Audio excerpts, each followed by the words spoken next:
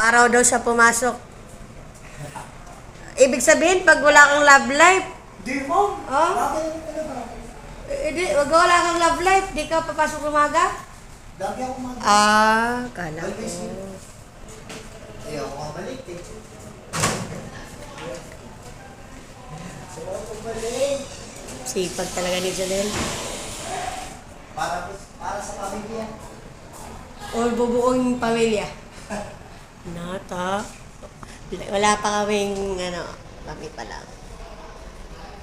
Mag-aalmusal na ako, nagpapainit lang ako ng init na tubig dahil may toolbox. Ay nalaman ko, single siya. Single ako. Oh, Happy Valentine's Day daw.